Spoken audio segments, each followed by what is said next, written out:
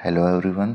बच्चों, आज से हम अपने इस चैनल पे हिस्ट्री की सीरीज़ चालू करने वाले हैं और ये हिस्ट्री का एक कंप्लीट सॉल्यूशन होगा। आप अगर यूपीएससी, पीसीएस या किसी भी कॉम्पिटिटिव एग्ज़ाम की तैयारी कर रहे हैं तो ये सीरीज़ आपके लिए बहुत हेल्पफुल होने वाली है। इस सीरीज़ में मैं जो आपको पढ़ाने वाला हूँ, इसके बाहर से आपके कंपटीशन में कोई भी क्वेश्चन नहीं आएगा।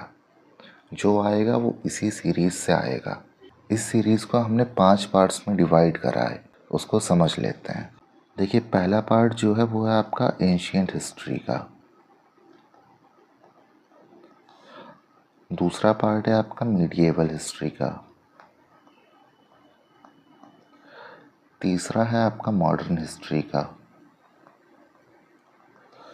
चौथा है आपका post modern history, post modern history. और पांचवा है आपका वर्ल्ड हिस्ट्री।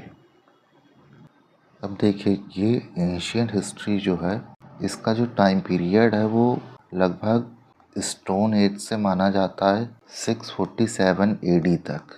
मीडिएवल हिस्ट्री का माना जाता है 647 एडी से लेके 757 एडी तक, जब मुगल्स डिक्लाइन कर गए।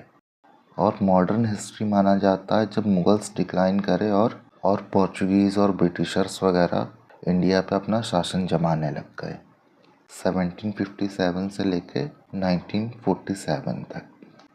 अब पोस्ट मॉडर्न में आता है हमारा इंडिपेंडेंस के बाद का पीरियड। तो ये हो गया 1947 से मान के चलिए प्रेजेंट तक का।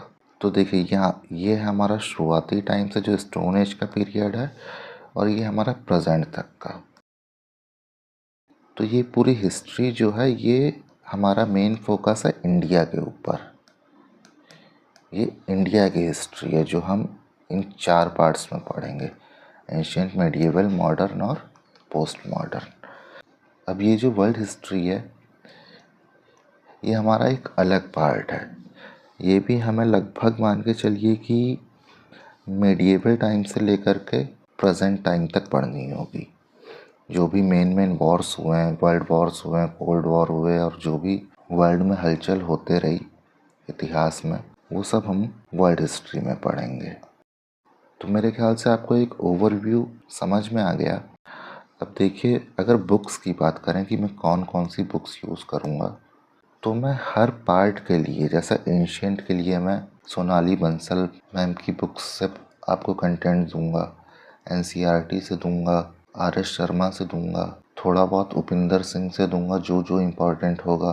तो ऐसा नहीं है कि आपका कोई एक सोर्स छूट जाएगा और आपको कहीं बाहर से पढ़ना पड़ेगा, या कोई आपका टॉपिक छूट जाएगा, कवर नहीं होगा इस सीरीज़ में। तो उस चीज़ के लिए आपको निश्चिंत रहना है और केवल लेक्चर्स को ध्यान से सुनना है। तो चलिए हम शुरू करते हैं एंशिएंट हिस्ट्री से।